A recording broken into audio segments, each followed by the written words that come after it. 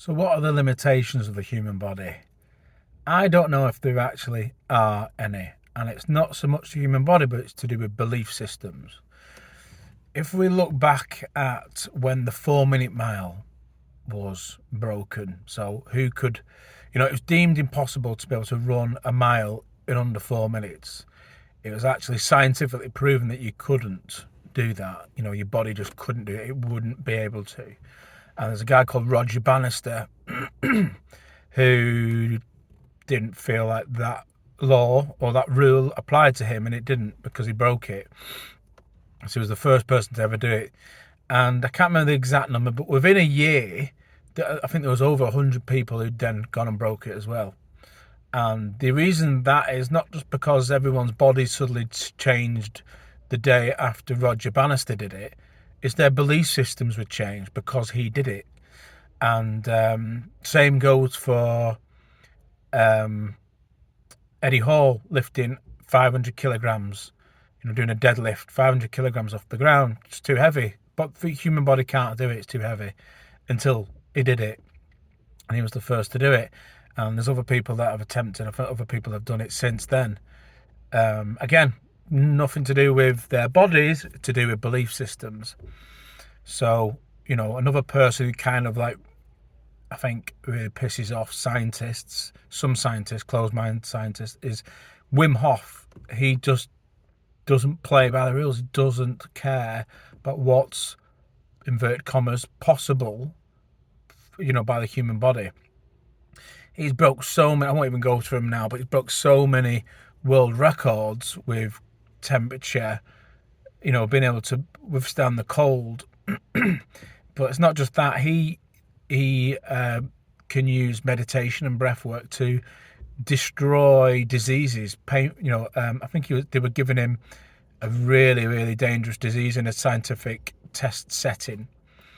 I can't remember the exact thing now, but it was a horrible disease, and they monitored his body, and through meditation that he'd, distinguished it. It was gone. It didn't take hold of him.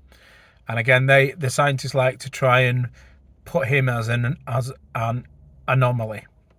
That's a difficult word for me to say. But he, again, just keeps throwing curveballs to him because he teaches thousands of people. He has taught thousands, probably tens of thousands of people how to do what he does now.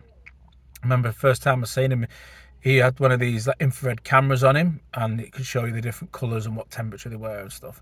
And he'd been sat in an ice cube in a bath of ice for like hours, and I think it was over a day or something ridiculous. And just for fun, he used his intentions to change the temperature of one hand hotter. So he's sat there and he's quiet, and you can see the numbers ticking up on his hand. His hand's getting hotter, hands gets cooler. So, I mean, I don't really know anyone now who kind of doubts what Wim Hof can do or what he's capable of doing. It's so well documented, and he's such a public figure. But there are some other things still that I find have really challenged my understanding of what's possible recently. And again, scientifically proven stuff is a guy called Ray Mayor.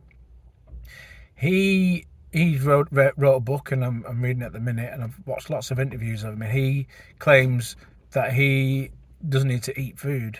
He's past the need of eating food. In fact, he went a year without eating any food. The only things he consumed was water and fruit juices, not smoothies. This is just the juice.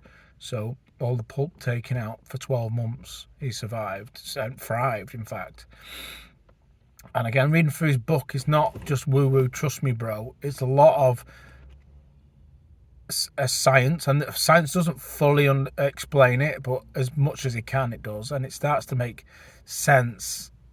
And this was something that really shifted my paradigm. I really struggled with this initially, but I am coming more.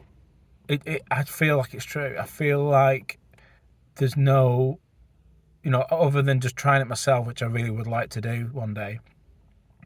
That I feel like that's possible, absolutely possible. There is one, again, I do believe is possible, and it's stretching my understanding, it's stretching my belief systems, of a guy called Ernst Vetter. And he can levitate, and he teaches people how to levitate.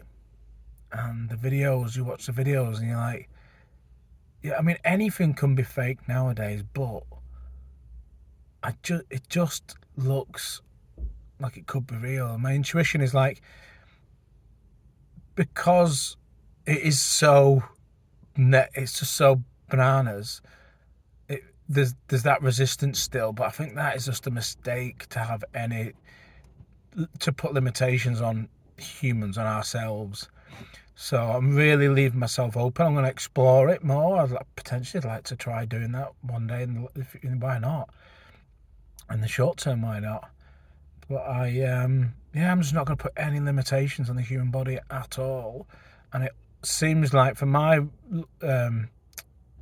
I've researched, what I've looked into, it's just about belief systems. That's all it is. And that's how the placebo works as well. If you have a belief system that medication works, then it's going to help you, even if it's sugar water or if it's a sugar pill. But yeah, that's my thoughts on it. Tell me what your thoughts are in the comments.